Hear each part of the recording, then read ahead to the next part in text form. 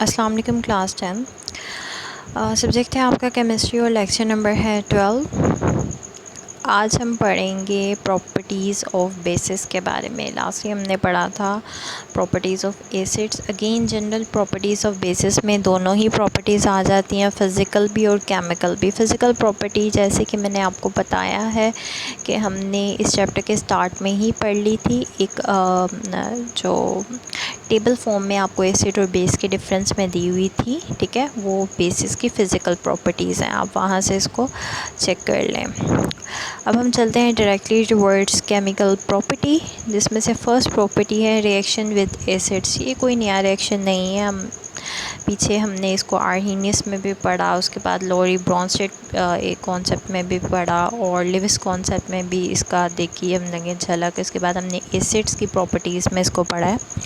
तो जब भी बेस एसिड के साथ रिएक्ट करती है तो हमेशा सॉल्ट और वाटर बनता है, जिसको हम बोलते हैं it is a neutralisation reaction. यहाँ पर जो आपको केमिकल रिएक्शन दिया हुआ है potassium hydroxide when it reacts with acid sulphuric acid, तो आपके पास जो सॉल्ट बनता है वो पोटाशियम सल्फेट है K2SO4 और साथ में 2 मॉलिक्यूल्स ऑफ वाटर बनते हैं। आप चाहें तो जो पीछे आपने एसिड्स के न्यूट्रलाइजेशन रिएक्शन में पढ़ा था, ठीक है, आप उसको ही लिख सकते हैं, ठीक है। अगर आपको लिखना चाहें तो आप उसको भी लिख सकते हैं, it will be correct. Next है रिएक्शन विद अमोनियम सॉल्ट। तो जब बेस रिएक्ट करती है अमोनियम सॉल्ट के साथ, जैसे कि NH4Cl अमोनियम क्लोराइड, ठीक है, तो आपके पास एक सॉल्ट बनता है, साथ में अमोनिया गैस बनती है और वाटर का मॉलिक्यूल बनता है, ठीक है। तो इसमें से भी आप फर्स्ट वाला रिएक्शन कर लें, ठीक है। सेकंड वाला आप इट्स अप टू यू, अगर आप करना चाहते हैं तो कर लें, नहीं तो एक chemical reaction is enough. Next है प्रेसिपिटेट ऑफ हाइड्रोक्साइड।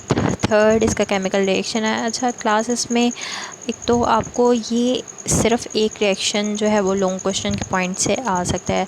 दूसरा ये इसलिए अहम है कि इसमें से ऑब्जेक्टिव के पॉइंट्स निकलते हैं। जब भी कोई अल्कली, जिसको हम बेस भी बोलते हैं, वो रिएक्ट करती है जो है वो हैवी मेटल्स के सॉल्ट के साथ, जैसे जिंक हो गया, कॉपर हो गया, आयरन हो गया, लेड हो गया, कैल्शियम हो गया, ठीक है। सो हमेशा हाइड्रोक्साइड बनते हैं उन मेटल्स के, हैवी मेटल्स के, जिसकी सेटलमेंट यानी प्रेसिपिटेट, PPT बोलते हैं प्रेसिपिटेट्स को, जो कि डिज़ोल्व नहीं होता और नीचे सेटल्ड हो जाता है, और उनके डिफरेंट कलर्स होते हैं जिसकी वजह से उनको आइडेंटिफाई करना आसान हो जाता है। और हमेशा साथ में एक जो है वो एक सॉल्ट बनता है। तो पहला रिएक्शन है कॉपर सल्फेट के साथ सोडियम हाइड्रोक्साइड का, जिसमें कॉपर के ऑक्साइड बन रहे हैं जिसका कलर है ब्लू PPT, ठीक है, और साथ में सॉल्ट बन रहा है Na2SO4। नेक्स्ट रिएक्शन है जिंक क्लोराइड का सोडियम हाइड्रोक्साइड के साथ, और जिंक ऑक्साइड जो बन रहा है उसकी प्रेसिपिटेट का कलर है वाइट। तो ये ऑब्जेक्टिव के पॉइंट हो सकते हैं, ठीक है, इनके कलर के पॉइंट ऑफ व्यू से। आयरन क्लोरेट का जब रिएक्शन हो रहा है तो ब्राउन PPT बन रही है। सेम रिएक्शन में आप देखें ट्रेंड सेम ही आ रहा है, ठीक है, हाइड्रोक्साइड्स बन रहे हैं और साथ में सॉल्ट बन रहे हैं। सॉल्ट ऑफ कोर्स वही बनेगा जो जिस मेटल के, अगर आपने क्लोराइड यूज़ किया तो क्लोराइड का सॉल्ट बनेगा, अगर आपने सल्फ़ेट यूज़ किया है मेटल तो सल्फ़ेट का सॉल्ट बनेगा, ठीक है। ये थोड़ा सा आपने ध्यान में रख लेना है। फिर लेड के साथ रिएक्शन जब हो रहा है तो वाइट PPT बन रहा है। फिर जब कैल्शियम के साथ रिएक्शन हो रहा है तब भी वाइट PPT बन रहे हैं। और जब आयरन के साथ रिएक्शन हो रहा है सोडियम हाइड्रोक्साइड का और आयरन ऑक्साइड बन रहे हैं, ठीक है। आप आयरन दोनों रिएक्शन में कंपेयर कर सकते हैं। ऊपर है FeOH3, ठीक है, यानी ट्राई हाइड्रोक्सल उसमें मौजूद है, और इसमें ये है आयरन ऑक्साइड डाइऑक्साइड, यानी इसमें 2 हाइड्रोक्सल जो है वो ग्रुप मौजूद हैं। तो इसका कलर होगा डर्टी ग्रीन PPT जो है वो इसकी बनती है। तो अगेन केमिकल रिएक्शन का एक ही की है कि आप उसको बार बार प्रैक्टिस करें, और उसके रिएक्टेंट और प्रोडक्ट साइड पे आपको पता होना चाहिए कि ऑक्साइड्स बन रहे हैं, सॉल्ट बन रहे हैं, कोई गैस बन रही है या क्या, या वाटर मॉलिक्यूल बन रहा है, ठीक है। यह आपको आपके टिप्स पे होनी चाहिए, तो फिर आप अपने केमिकल रिएक्शंस को बहुत अच्छे से अटैम्प्ट कर सकते हैं। अगेन आ गया uses of basis.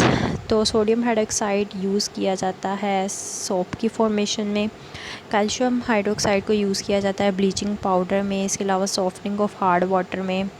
Potassium hydroxide को अल्कलाइन बैटरीज़ में यूज़ किया जाता है। मैग्नीशियम हाइड्रोक्साइड को यूज़ किया जाता है स्टमक एसिडिटी को कम करने के लिए। आपने अक्सर देखा होगा जो स्टमक में एसिडिटी लेवल जो ज़्यादा हो जाता है तो डॉक्टर आपको एक जो सिरप देता है वो यूजुअली वाइट से कलर का होता है। तो उसकी अगर आपने कभी फार्मूला पढ़ें तो उसमें मेंशन होगा मैग्नीशियम हाइड्रोक्साइड। ये करता क्या है, ये आपके स्टमक में मौजूद एसिड्स को न्यूट्रलाइज़ कर देता है, यानी कन्वर्ट कर देता है सॉल्ट और वाटर में, जो कि लेस हार्मफुल है। ठीक है, जिसकी वजह से वो जो भी एक बर्निंग कंडीशन होती है वो ख़त्म हो जाती है। नेक्स्ट है एलुमिनियम हाइड्रोक्साइड। ये फोमिंग एजेंट और फायर एक्सटिंग्विशर में यूज़ होता है। नेक्स्ट है अमोनियम हाइड्रोक्साइड। ये यूज़ होता है क्लॉथ्स कपड़ों वगैरह में से स्टेन या ग्रीस के स्टेन्स जो हैं वो स्पेशली रिमूव करने के लिए। ठीक है, तो ये हो गए आपके केमिकल रिएक्शंस ऑफ बेसिस और इनके यूजेस। आपने ये लेक्चर को अच्छे से याद करना है, केमिकल रिएक्शन को प्रैक्टिस करना है।